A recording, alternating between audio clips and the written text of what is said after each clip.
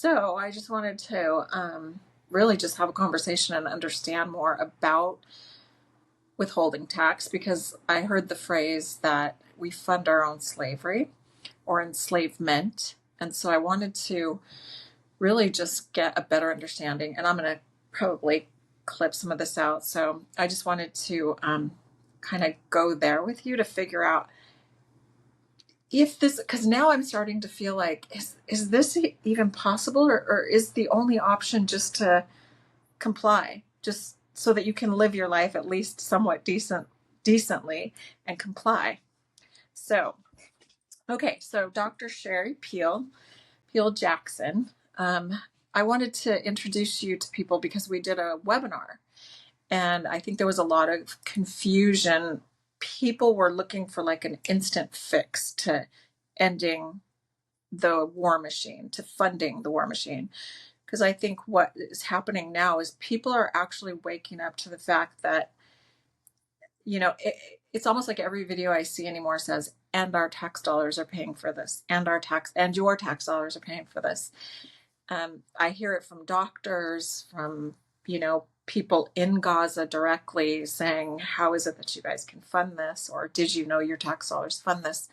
So what I wanted to do was just kind of get a little bit of your story and how I found you. I tracked you down from a documentary called Slave Nation. And apparently you've been in another one. So I want to kind of get to know you that way. So maybe you can introduce yourself and tell us about yourself. All right. Thank you, Rennie, for having me on. I am Dr. Sherry Peel Jackson, as she stated. I am a retired CPA and a former IRS agent. I worked for the Internal Revenue Service, which I call the insidious representatives of Satan, from 1988 to 1995. I quit the job not because of anything peculiar. It was just that I was a mother and I wasn't spending enough time with my husband and my children. I was moving up in rank, so to speak. And that job, just like a lot of different jobs, will take a lot of your time. So I decided to quit that job after, being awarded and rewarded several times for my work.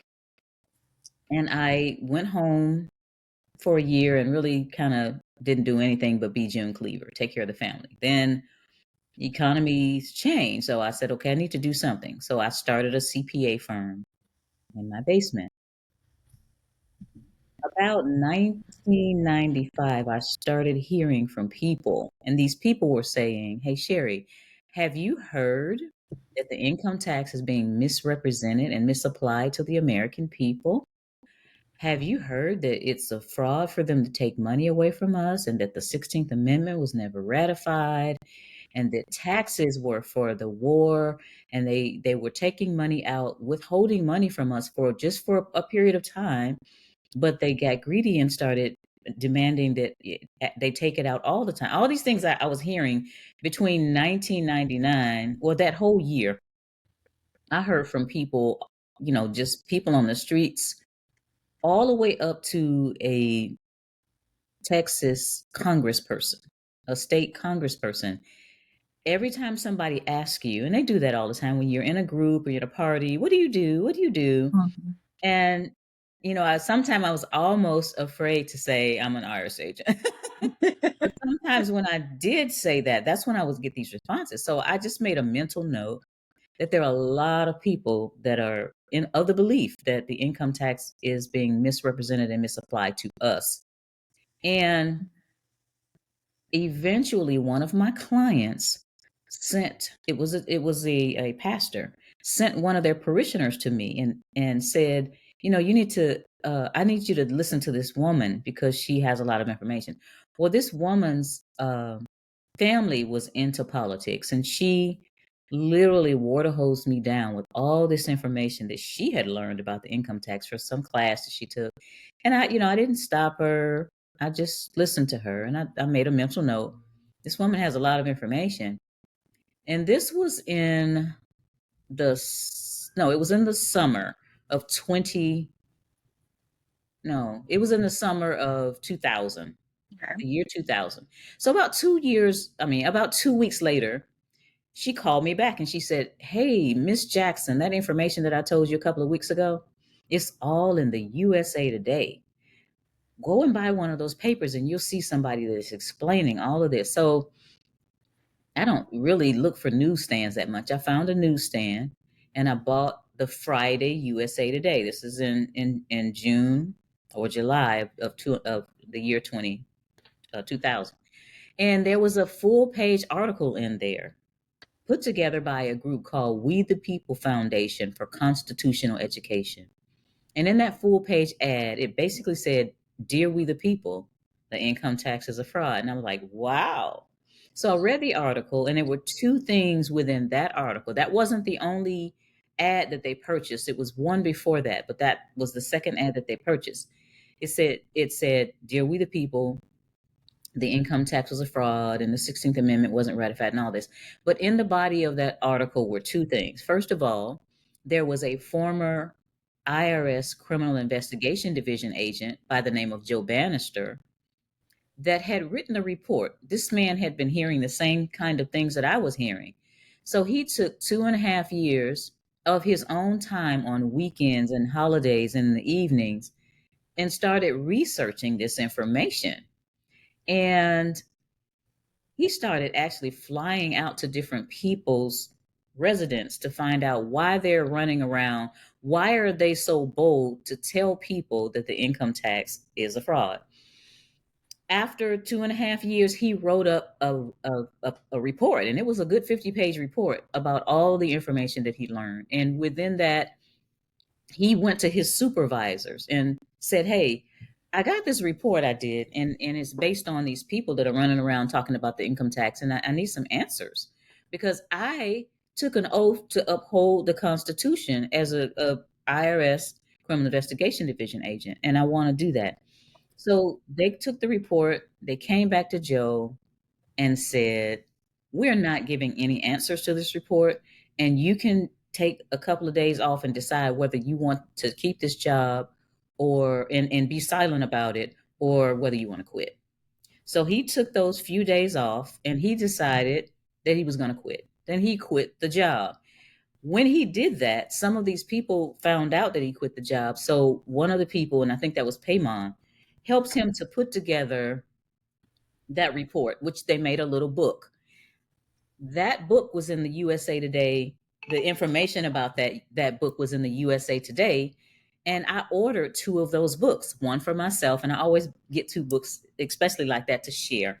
Mm-hmm. The other thing that was in there was a challenge, a $50,000 challenge, a reward for anyone that could prove that most Americans living in the 50 states had to file an income tax return or pay an income tax. And that was by a guy named William Conklin.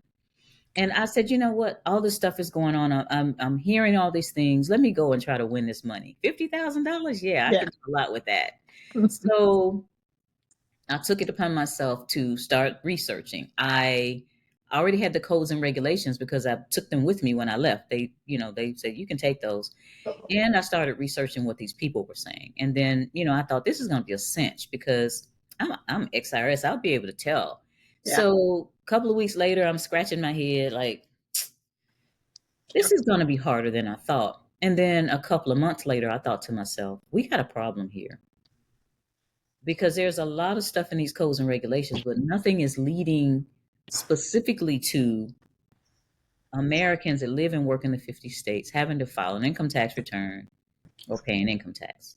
Then came along at about the same time, someone gave me a book by my friend Erwin Schiff, and it was like how anyone can stop paying income taxes. So I read that book. I was like, wow, this guy is bold. And then the straw that broke the camel's back was G. Edward Griffin's book, The Creature from Jekyll Island. Yep. That was an 800-page book, and I read that thing lickety split and was mad. And when I saw that our money is not going towards the roads because the gas tax pays for that, Right.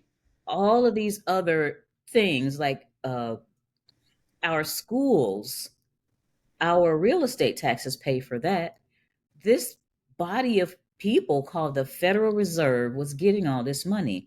And they Hmm. are a non auditable private banking cartel. And they collect over, at the time, they were collecting over $40,000 in interest from each of the taxpayers. You can go online and look at the debt clock. We're at 33 trillion. Is it No, now 34 trillion? 35 trillion. Let me 35 trillion. I can't even keep up. But 30 trillion. these people came together in 13. 1911. 1913 is when they brought the income tax in. Okay. They got together in Jekyll Island, Georgia, which is about 3 hours Hmm. south of me, and decided that they were going to, again, because they had failed before, try to enact a federal reserve, which was this. There's nothing federal about it. No. There are no reserves, and it's just a private banking cartel. These people, children's children will never have to work a day in their lives. Right. And I was sitting there slaving away in my basement office, working sometimes 16 hours a day, trying not just to make ends meet, but to have a nice life for my family. So my head got rolling like, no, those words, no, I'm not doing this. I was convinced at that time that we were not liable for the income tax. Some of the other things that I read about impost, excises, duties, and tariffs, those were legal taxes. And those are put on other countries and companies for the privilege of being able to do business in the United States. Yes. So countries like China and all these other Yeah. places that do business over here, they're supposed to be paying an excise income, an excise tax, imposts, Mhm. duties, and tariffs, which we Yeah. do have, but not to the degree that it's supposed to. So I, after ordering Joe's books, he got my letter in the mail because I decided to do a little seminar. So in sending him the money for the books, I wrote him, told him I was former IRS agent and that I was doing a seminar. And he called me from California. It was like 10:30 at night. And he said, I had to call you now because I got your letter and I opened it up and I fell over on the floor. So we talked for about an hour. And then I got invited out to California. We went on a yacht in Catalina Island and We the People Foundation and some other businessmen who had decided that they were no longer going to withhold from their employees' checks got together. And, we discussed what to do, how to get the American people to understand that we're being robbed, that we're being fleeced. They decided to buy 12 more ads, a total of 12. So 10 more ads in the USA Today, which they contracted for, and I'm not sure whether they had paid for all of them, but the attorneys, after the fourth ad, the attorneys for the USA Today canceled the contract. No explanation except for that we were telling people to do things that were against the law. We weren't telling people to do anything. We were Hmm. sharing information. Now, believe it or not, the very next ad that came out had me in it and Joe Bannister and another agent named John Turner. Now, John has disappeared. We don't know where he is right now. I pray that he's still alive. But it said, what do these three people have in common? They're all former IRS employees who believe that the income tax is being misrepresented to the American people. And then it had a whole nother set of information. And that's when we were still at that point, I believe, low flying gnats on the Hmm. government radar screen. But after that, we started speaking in different arenas, at different organizations and meetings and conferences, and I started getting a whole bunch of speaking engagements back to back all over the place. So I was in this town this week, and the next week I was in Dallas, and the next week I was in LA, and all of that. Just and I would have these packages that I put together, and I would give them to the people to show them all of the proof that we're being fleeced. I would tell the people, I'm not telling you what to do. I don't Right. tell anybody to file or not file a tax return. I never told anybody to pay or not pay an income Yeah. tax. I just told people to do their own research and decide whether they wanted to be a slave or get off the plantation. And I guess that irritated the government to a degree, to Yeah. a large degree. So moving right along, and so we're doing this in 2020, I mean 2001, 2, Hmm. 3. In 2004, I was in my basement very early typing up a letter for another one of the patriots. And there was loud knocking on my front door. And my mother knocks really loud when she comes. I'm thinking, what is my mother doing over here at 7:45 in the morning? Why is Uh-huh. she here this early? Now, mind you, I didn't have on any clothes. I just had on a t-shirt because it's Mhm. 7:30 in the Yeah. morning. I'm in my basement office. I was married at the time. My husband and Mhm. my children were Mhm. upstairs asleep. So I run upstairs to hurry up and open the door so mom will stop knocking right there. Mhm. And when I got up the stairs and into the foyer, I Yeah. can see through the little window on the side lasers pointing on my face. Lasers. Oh my gosh. Federal agents open up. Okay, so I didn't want to open the door for these people. I had to decide whether to open the door. I was figuring to myself, somebody's going to have a itchy trigger finger and they're going to shoot me through Mhm. the door. So I better open the door because I don't want my children to wake up and see their mother on the floor in a pool of blood. I opened the door. I opened it. The first two people that rushed into my home were not IRS agents, criminal investigation agents, FBI agents. They were two local police officers, your local police officers with the jurisdiction. Oh my gosh. They opened the door and let the flood of other people come in. Come in. They, one lady came to me and saw that I was not dressed. Well, before I opened the door, my then husband was coming down the stairs. So they rushed upstairs. Somebody told him to go wake up the children. They kept asking, "Are there any weapons?" Blah blah blah. And I was taught to say, "I do not consent." So that's all I said. I do not consent. I do not consent. And then the one thing that I did say is, "Where's your warrant?" So I looked at the warrant. It had been sealed. My former husband was a firefighter, and they're on 24 hours at work. Yeah. They made sure that it was the day, not that he was going in, not the day that he was getting off in the morning, but that day, that third day when he was going to be already home. They made sure of that. There were like 15 to 20 of them. They had one in the backyard with a metal detector going in circles to see if I had anything buried in the backyard. Rennie, I have no idea what these people were told about me, but Oh. it must have been something really crazy. So what they did was they corralled us into my family room at the time. There was a bay window, and that's how I saw the guy in the backyard. At some point or another, in that, one of the ladies took me up into the bedroom so that I could put some clothes on. Oh my gosh. Yeah. And I was desperately searching for a particular shirt that had Section 861 on it, which is basically telling you that there's no definition of income in the Internal Revenue Code. There's Yep. taxable income, gross income, net income, but income, when you find the definition of income, it's corporate profits. Yep. So let me segue over to that for a minute. Okay. Please. Even if you believe that the income tax is legal, is the income tax moral? I am talking to you, Ro- Rennie. We are discussing the fact that you need your grass cut. Mhm. I agree to cut your grass in exchange for $100. Right.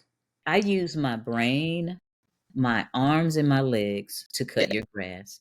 I just used my life force that Mhm. I'll never get back. I'll just use my time that I'll never get back to cut your grass. Right. In exchange, you gave me $100. Mhm. Okay. Yeah. Set that aside for a minute. Walmart, let's say the smallest Walmart in the country today, made $100,000, Mhm. but they have salaries to pay. They have electricity and other utilities to pay. They have to pay for their goods that they get in from China. Mhm. They have all the rent to pay, all that. So Yep. let's say that Walmart itself, that made $100,000 today, had expenses of $80,000 today. They don't pay tax on the $100,000 that they got. Nope. They pay tax on the $20,000 corporate profit. Yes. We don't get to do that. I don't get to say, whew, my time, Yep. my hours I spent with you in my brain. I cut your grass diagonally and I did your bushes with some pretty little um flowers on them or Yeah. whatever. And Mm-hmm. I get to deduct all that. No, they want 100%. They want our blood. So Uh-huh. that's what I mean. So getting back to the story, they were there from like 7:45 to 5 o'clock. They took about 32 boxes away. This was in '04. After that, Aaron Russo, the movie director that made Yeah. Trading Places. First of all, let's go back. Okay. My attorney, I was. Let's go back to the story. So I had long hair then, also, and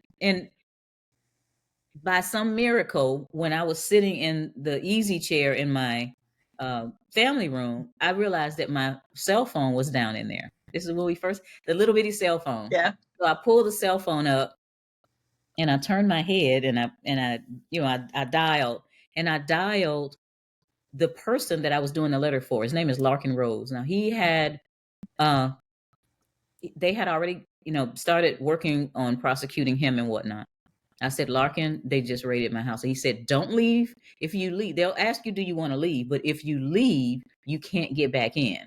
And that's when they can plant something in your home. And I said, okay, I won't leave. And then Larkin put out an email to everybody. They are raiding Sherry's house right now. Anybody in the Atlanta area, get over there and protest. Before I knew it, I saw the IRS. They wouldn't let us move out of the room. I would get up and go in the bathroom, which was right next door to the family room, Mm-hmm. but they wouldn't let us go around Go. the house. And so I saw a lot of stirring around the front door. And what was happening is people were showing up outside my house with signs and just protest. And then one of the people tried to get in as an attorney. He was a businessman, but he wasn't an attorney, wouldn't let him in. All these other different things were going on. So when I talked to an attorney, he said, if you shut up right now, Sherry, they'll probably leave you alone. And I thought to myself, am I going to cower out right now and just because they raided my house, stop talking about what is really going on with the American people? Because think about this, this is a racially unifying issue. Oh yeah. Oh yeah. It doesn't matter whether you black, white, green, blue with purple polka dots. Everybody is getting fleeced by this tax. So Yep. that's a dangerous thing to be racially unifying because they like to Yep. divide and conquer. I'm black, you're white. I'm a Democrat, Racially, you're a Republican, I'm a gender, Jew, you a Muslim. They like all of that. They like religion. that Yep. divide. Unfortunately, it's worked for decades for them, for Yes. centuries for them. Mm-hmm. They didn't like the fact that the income tax is a racially unifying and religiously unifying and everything unifying issue because everybody's getting robbed. So Yes. he told me that, and I decided that I wasn't going to shut up. I kept speaking Yep. because truth is truth for everybody, or truth is not Yep. truth at all. So then Yep. Aaron Russo came along. He's the movie director that made Trading Places with Eddie Murphy and The Rose with Bette Midler. Yes. He said, I'm doing a documentary called America from Freedom to Fascism, which is about where we are now. So he flew us Yep. out, Joe Bannister, myself, John Turner, some businessmen who were no longer withholding tax from their people, the historians, Ed Griffin was on there, and some constitutional attorneys, and did this movie. I think maybe about 90% of it was about the income tax and people that have won their cases and people that were on jury saying that they didn't prove to us that the income Yeah. tax was all of these. And then that's when we became more than low flying gnats on the Mm-hmm. government radar screen. They Mm-hmm. had congressional hearings, and this is when Charles Grassley was the Senate Finance Committee hearing chair. And they had our pictures, me, Joe, and John, and maybe some others, blown up on easels Of in course. on the Senate floor. I Right. was going to go. Some of them went, but when I was told that we wouldn't be able to speak, I decided to stay home because I didn't want to be in there getting upset. They Yeah. made all of our people stay up in the galley, and they sat there and tried to figure out ways to shut us down. Like they're Of doing, course. calling everybody misinformation these days. We were Right. supposedly the misinformation back then. Yeah. So what they were saying, oh, we're going to shut down their websites and we're going to do this and we're going to do that. And one of the aides got up and said, well, what about their constitutional right to free speech? And it got silent. So that's Oh, when they started prosecuting us. And Joe Bannister, being the darling of the tax movement, was prosecuted. He was acquitted for two reasons. He had very good lawyers, and he was believable. And they had, his information. He was able to show movies where he was speaking to people that were workers for companies, saying, "I'm not telling you what to do, but this is yeah. what I found. I'm not telling you what to do, but this is what I found." Because the company that stopped taking the money out, some of the employees are a little nervous. So the owner of the company wanted to give the workers reassurance that, it was okay for them to get their whole paycheck. And if they wanted to pay, they could pay Yeah. your whole paycheck. If you want to take out 20% for the federal and You go 10% right for ahead. state or whatever, you can do that.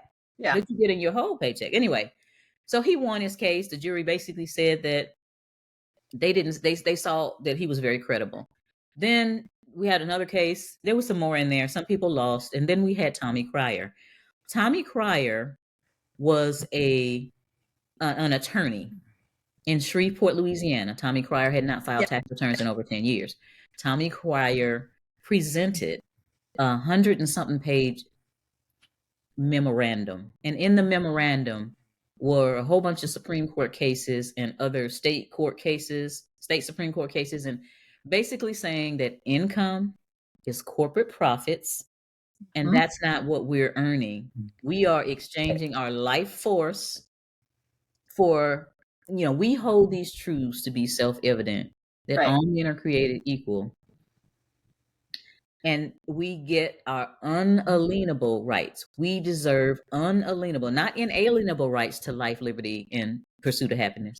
Unleash. Unalienable. A lien, if I can put a lien against you, I can stop you from doing some things. Right. I can hurt you by putting a lien on your house or a lien on something. We have unalienable rights to life, liberty, and pursuit of happiness. Yes. That's not happening now. No. So Tommy Cryer's jury said, you know what? He's he's shown us that we're not liable for the income tax. He was acquitted. This was July.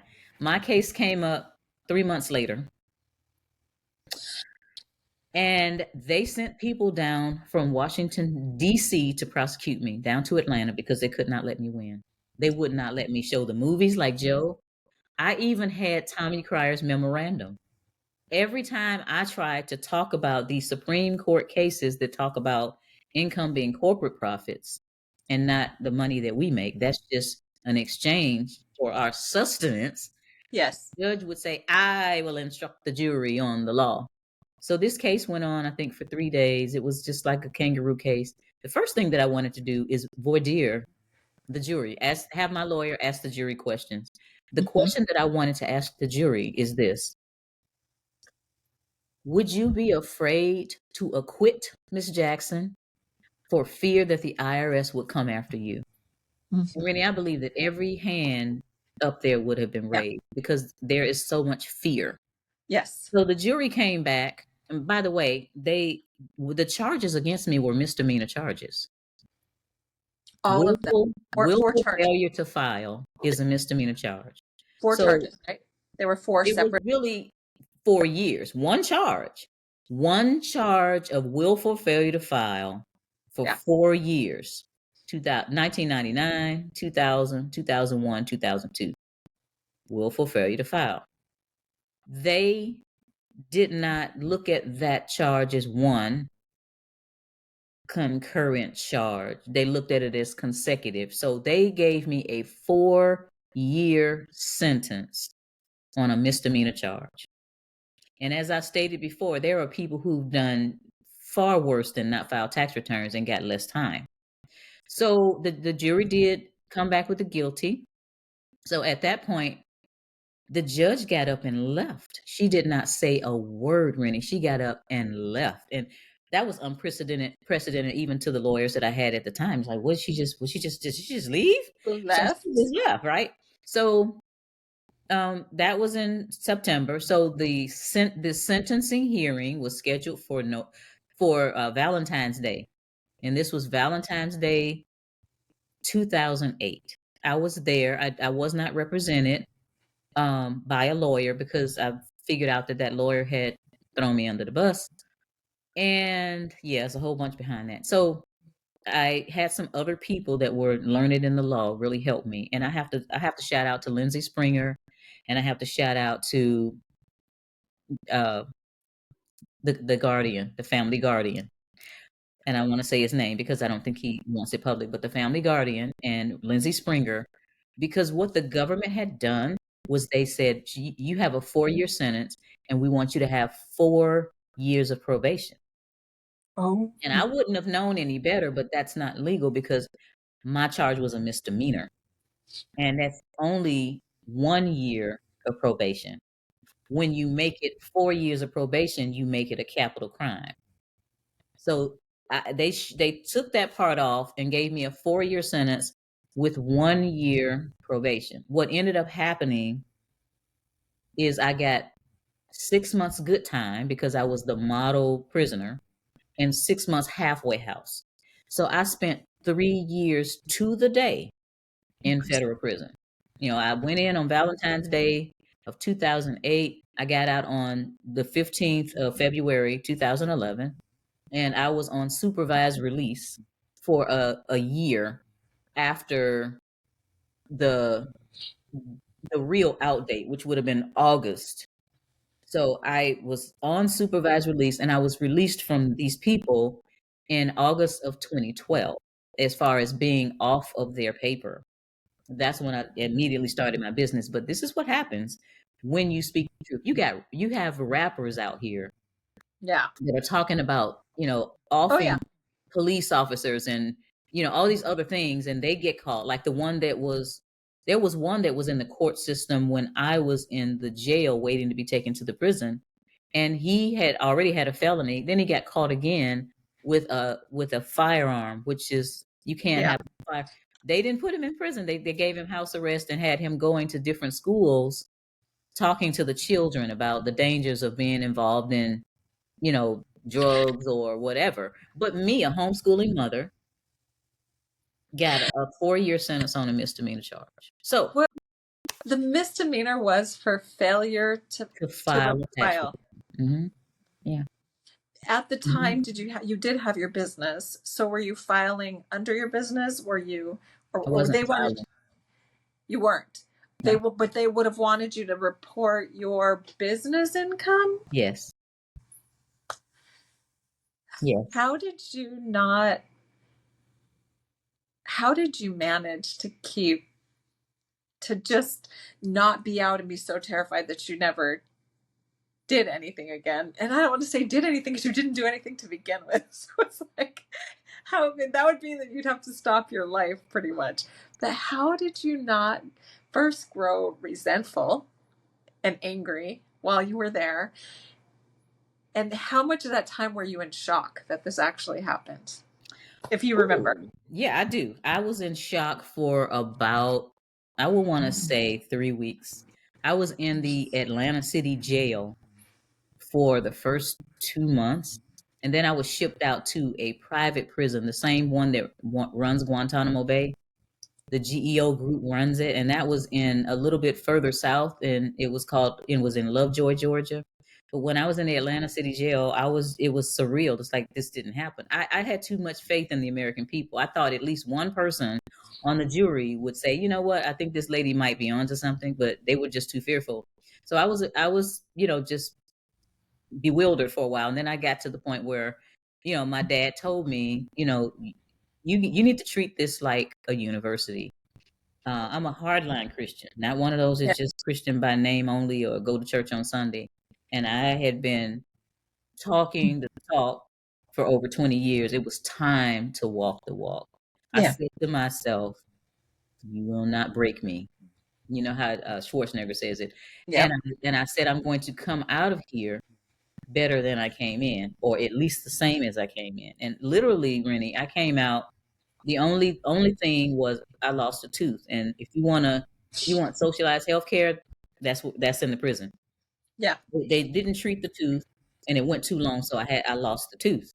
That was the only bad thing. So I was. How did I come out and not be afraid? of everything. I would Of say of everything. everything. Because, I grew up. I'm from Detroit, first of all, okay. and although I didn't spend all of my formative years, I spent all of my formative years there, and we moved here to Atlanta, and it's like my father was a big influence, and he never let me be afraid of anything. I remember being afraid of slugs. And every time I saw a slug, I would freak out. And he got enough of that. So he made me hold the slug in my hand for 45 minutes. And if it fell out as it moved around in my hand, I would have to start over. So when that slug started to get towards the end of my hand, I would have to put my other hand out to catch it. Yeah. And Wow. he went away somewhere. I was in the basement of our home when I was younger. He came back about 45 minutes later. He said, okay, you can get rid of it.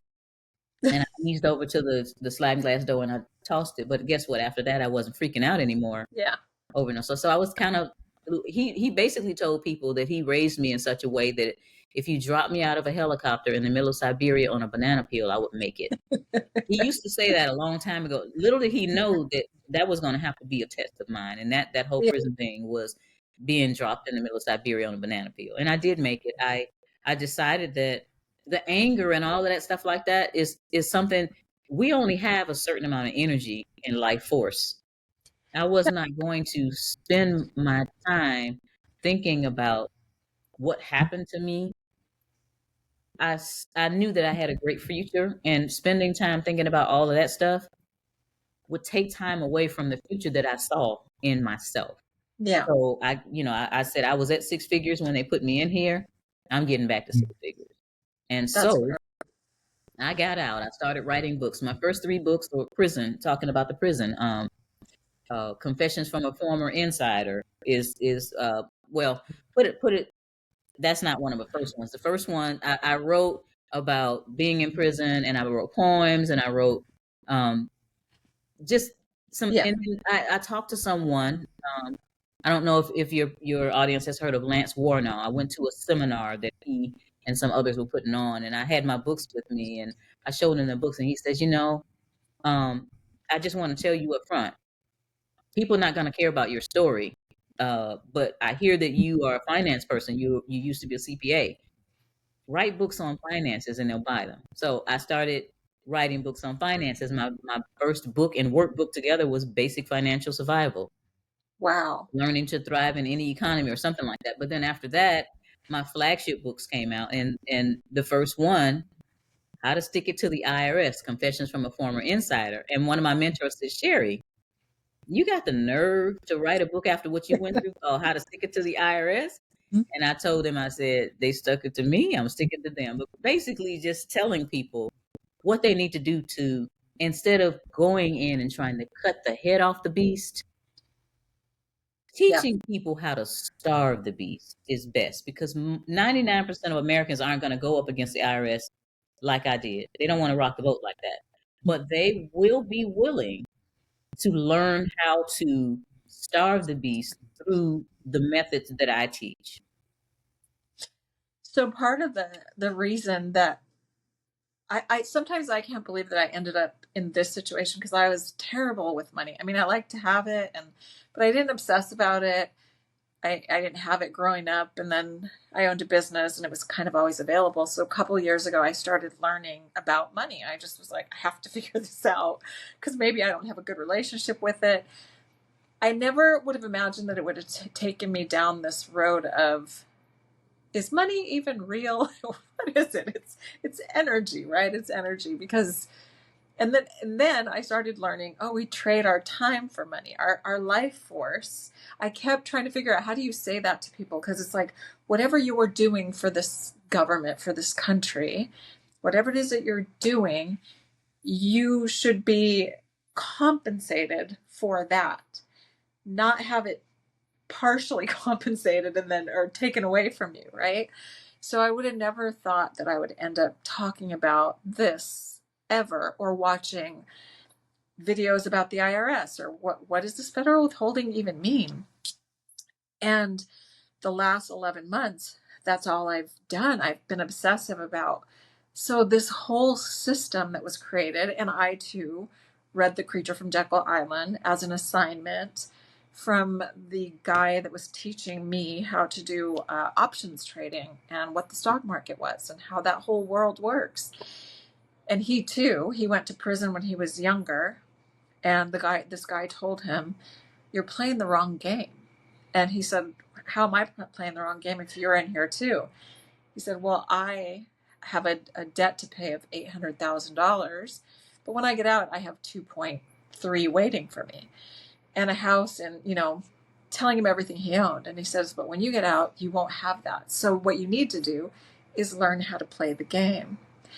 And so that's how I see it now. It's really having a mind shift to understanding what it means to have. For me, I see it as God did not create us to be enslaved to another human being, ever. And no human being has more power than I do because I was born equal to that person. And so understanding how to play this game, because I still think it's a game. When I look at, and it's really hard to say that to people because how I came into it was watching people protest the current situation in Gaza.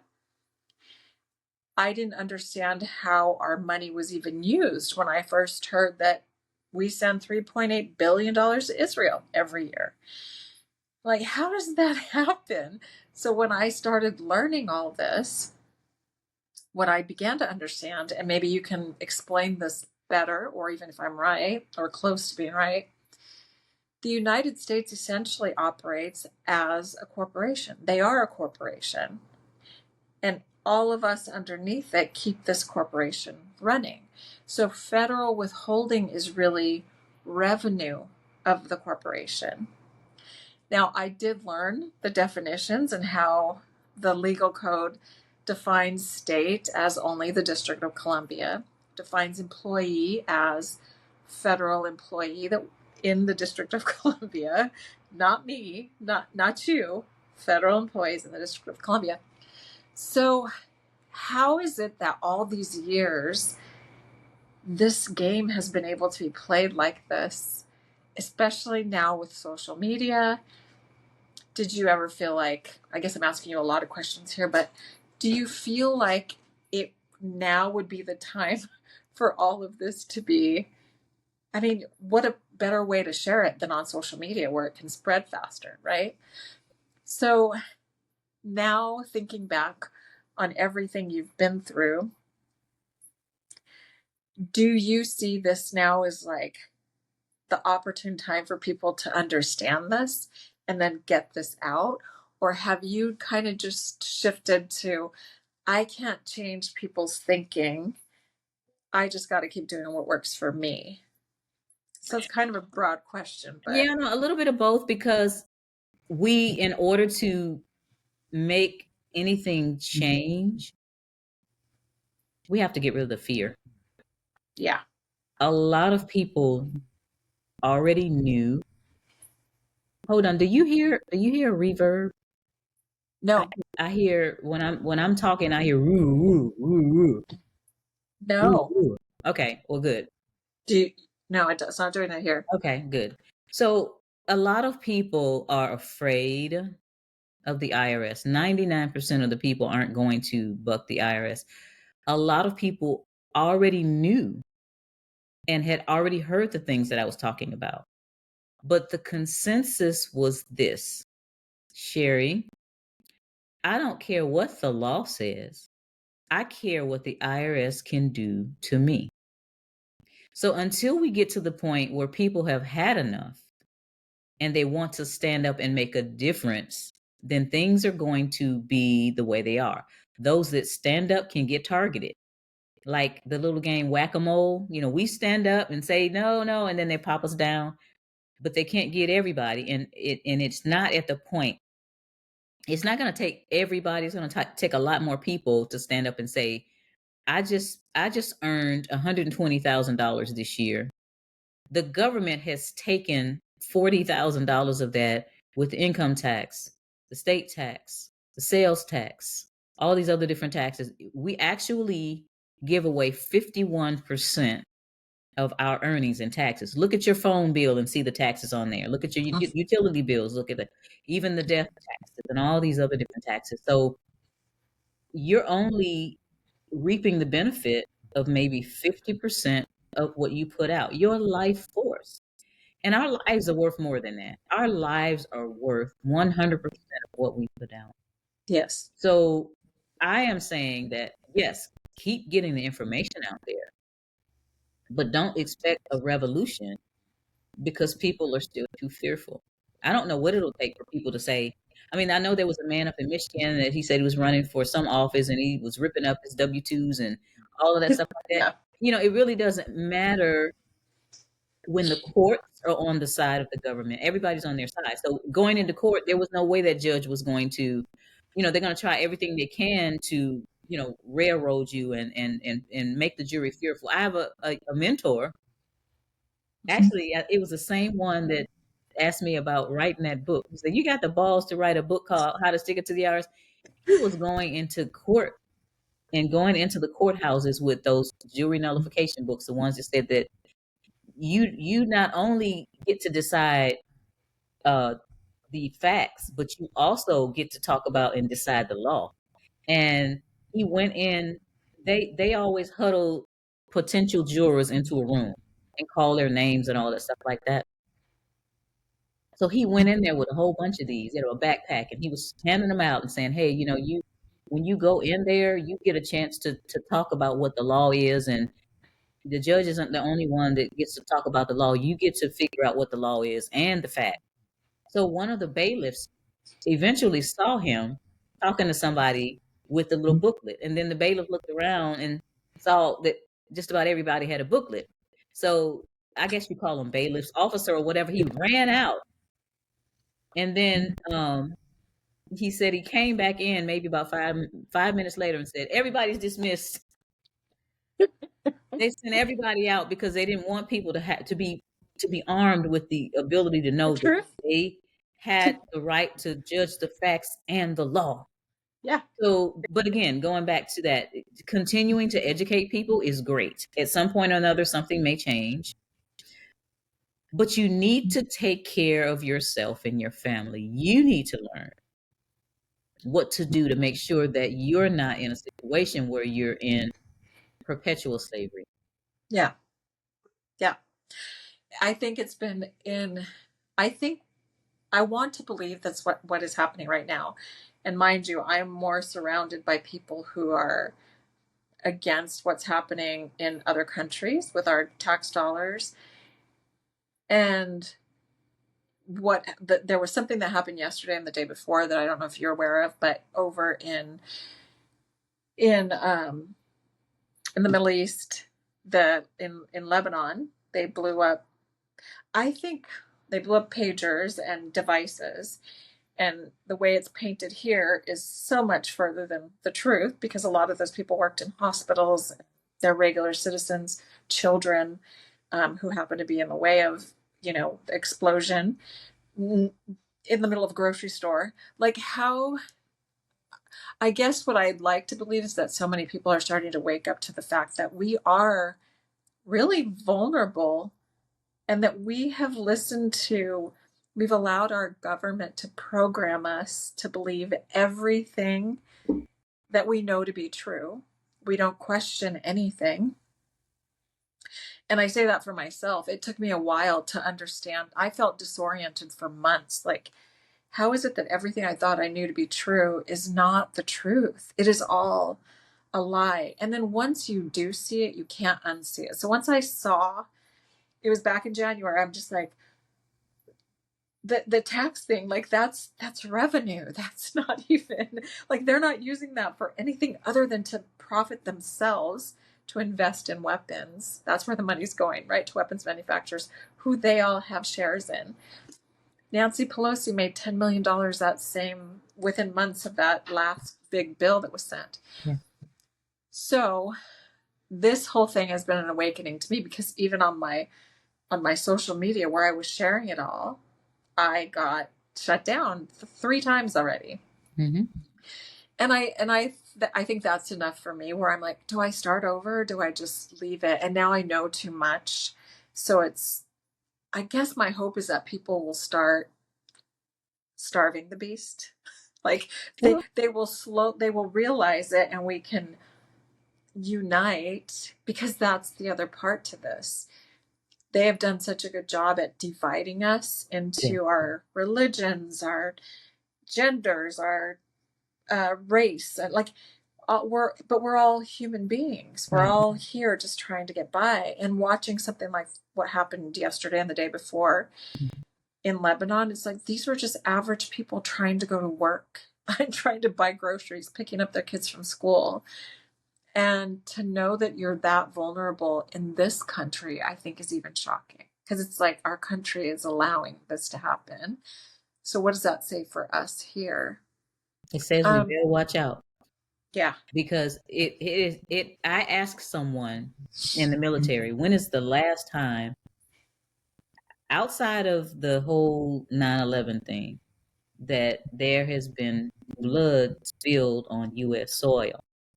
And they had to go all the way back to Pearl Harbor, which is not one of the contiguous 50 states, not Yes. one of the 48 states. So what we're seeing is the government's complicit in what's going on. And this thing that happened, yes, I did see it. Your average Joe is not going to see it because they're not showing all of this on CNN, CNBC, all that. They're not showing that. These people, they're too busy and they don't know. They watch the local news when they get home from their job and then they go to bed. They have no clue, a lot of them, about it unless they look at alternative media like Al Jazeera and other things like we do. They're Yeah. not going to see that. So their education is going to have to come another way. You know, telling them different YouTube channels to watch as opposed to the lamestream media. Yeah. As far as the the education of people, we got to get past the fear. We got to get Yeah. past the fear. And what I do with people is say, okay, do you want to keep more of what you earn? Yeah, Yeah. yeah, I do. But I don't want to go up against it. I'm not asking you to go up against anybody. Mhm. The tax code is written in a certain way that all these wealthy people, do you want to be wealthy like these people? Yeah. Yes. Well, if you do what they do, you Yeah. can have what they have. You don't know what they do. You're going back and forth and rinse and repeat, going back Monday through Friday, and thank God Yeah. it's Friday, and you go drinking on the weekend to the party, to the mall, spend all your money, and then you're broke by Monday morning, and you do it again. That's what I call the earn spend cycle.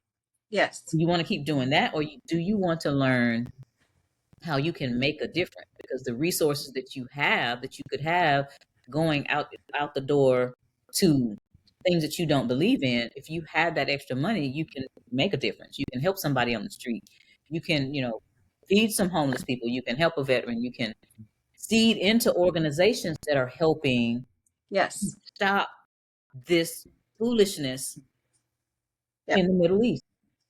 You Yes. can, you can do, if you don't have the money, if you continue to let the government take the money from you, then you're not going to have any. So it's like, okay, well, how can I keep more of what I earn as opposed to just flat out giving it away? So that's where I come in. I teach people how to escape the rat race, and that's what we do. We help people keep, protect, and grow what they earn, so that they can make decisions about what they want to do with their resources.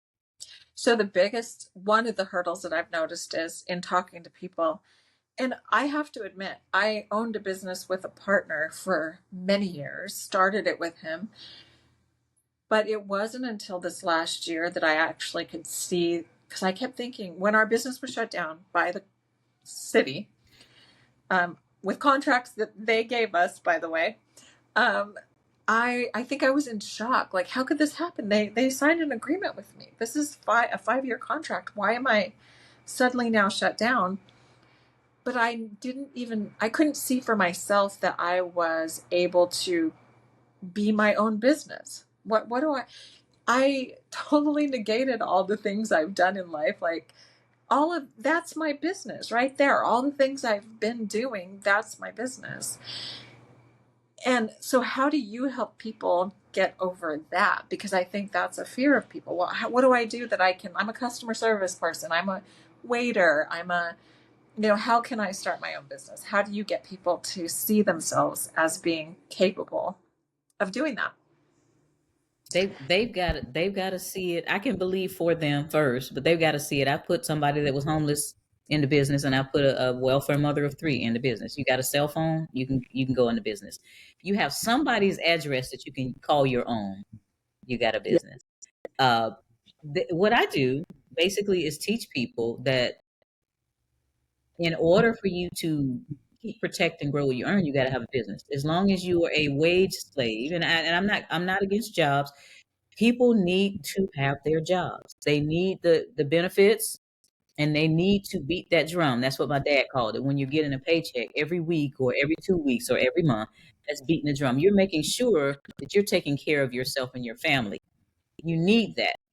I'm But going to ask you a quick question. I'm going to okay, interject just real quick okay, because I'm wondering, isn't that the fair way to do it? Like, if I am a customer service person mm-hmm, and if all was fair in this country, mm-hmm. I would be getting paid my full You salary, would, and then I would pay what I'm obligated to pay in taxes. right? But federal withholding wouldn't be coming out. So let's just say I was a 1099 employee. Let's say we all were. We would then be responsible to pay what our taxes would be, whatever those were, right? If it's Mm-hmm. streets or whatever. Well, if you get a That's, 1099, then you get a 1099, you're getting everything. And then you have to go and based on where you are, figure yeah, out what's due. For example, sales tax, real estate taxes, all these different things. Even the real estate taxes is yeah. yeah, we won't get into that.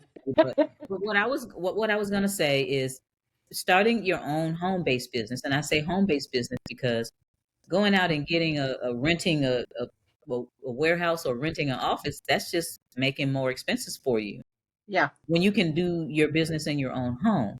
When you have your own business, you can write off everything but the kitchen sink. You cannot, as an employee, and employees have very few tax deductions. So when it comes down to people who are the people that say, I'm going to continue to file taxes, I'm not coming up against the IRS like that.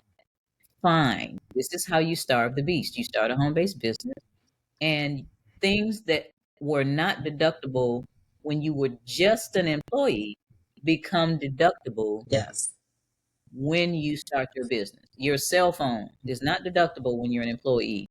Your internet is not deductible when you're an employee. When you drive, your mileage is not deductible. For every mile that you drive, every 2 miles, you get $1 deduction when you have a business. It's a little over $1, but I'm just rounding it. yeah, So you learn how to you learn how to play their game, yeah. That's it. and then you learn how to win their game.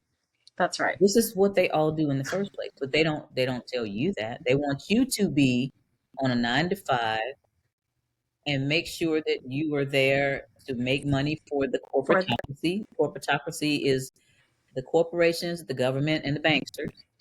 You yes, make money for the corporatocracy, and you use your life force up, and then they go on to the yes, next person. yes. Mhm. Yeah. And while you're doing that, they're enjoying their lives. Yes. You Yeah, want it's to flying always. all over, talking about climate change, but flying private jets all over the place. It's like the hypocrisy is Yeah, breathtaking, Rennie. It's I know. breathtaking.